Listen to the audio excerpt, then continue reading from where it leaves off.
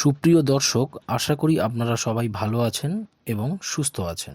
Yours education is our অ্যাচিভমেন্টে আপনাদের প্রত্যেককে স্বাগত জানাই।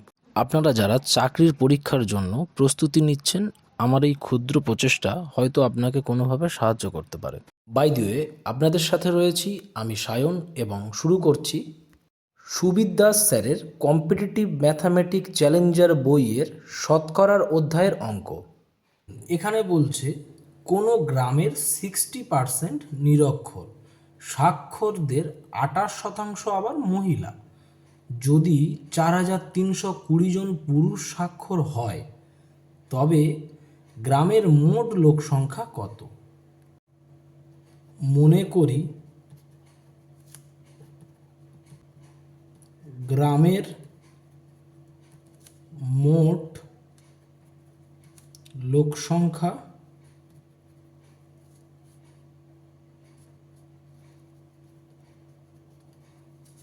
সমান সমান 100। দেখুন এখানে বলছেন নিরক্ষর 60%, তাহলে নিরক্ষর কত?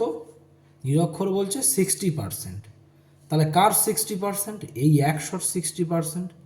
তাহলে 100 × 60/100, 100 কেটে গেল, তার মানে নিরক্ষর বলতে পারি আমরা 60। তাহলে পড়ে থাকে কত? 40। তাহলে 40 হলো আমাদের স্বাক্ষর। এই 40টাকে আমরা বলতে পারি স্বাক্ষর। দেখুন এখানে আবার বলছে এই যে 40 যে স্বাক্ষর, এই 40-এর 28% মহিলা।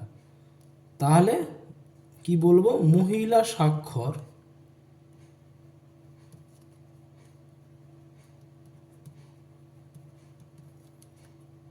সমান সমান, তাহলে কি বলছে? 40-এর 28%, 0 কেটে দিলাম, 5 2 10 আর 14 2 28, তাহলে 4 14 56 আর তলায় 5, মানে 5 11 55, হাতে 1 দশমিকের নিয়ে 5 2 10, তাহলে 11.2। 11.2 হলো কি? মহিলা স্বাক্ষর। তাহলে কত পড়ে থাকে? এখান থেকে যদি মাইনাস করি তাহলে পড়ে থাকে 28.8। এটা হলো পুরুষ স্বাক্ষর।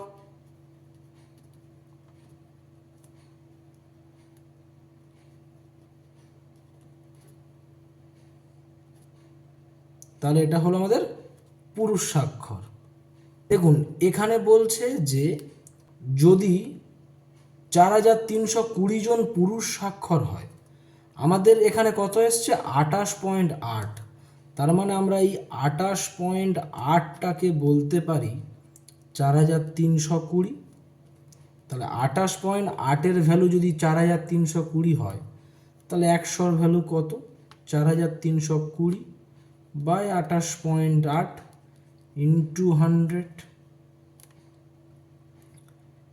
এখন যদি আমরা দশমিক তুলে দিয়ে এখানে একটা শূন্য দিয়ে দিল, যদি এটা আমরা 4 দিয়ে কাটি, 4 7 28 আর 4 2 8, 4 10 40, 4 8 32 আর 0 1080, তাহলে এটা 6 12 72 যদি কাটি, আর 6 1 6, 6 4 10, তাহলে 8 6 48 আর 0 180। সরি, এটা 12 হবে, 6 12 72 যেহেতু এগুলো, আর 12 আর 15 হলো 180। অর্থাৎ আমাদের ওই গ্রামের মোট জনসংখ্যা বা লোক সংখ্যা আমরা বলতে পারি 15,000। অর্থাৎ অপশন ডি হলো আমাদের সঠিক অ্যান্সার। ধন্যবাদ। যদি আমার দেয়া এই ভিডিও আপনাদের একটু হলেও ভালো লেগে থাকে কিংবা কোনো উপকারে আসে, তো একটা লাইক দিয়ে সাবস্ক্রাইব করবেন। এবং ভিডিও চলাকালীন যদি কোনো ভুল ত্রুটি হয়ে থাকে এবং আপনাদের যদি কোনো সাজেশান দেওয়ার থাকে, তো কমেন্টে জানাতে ভুলবেন না।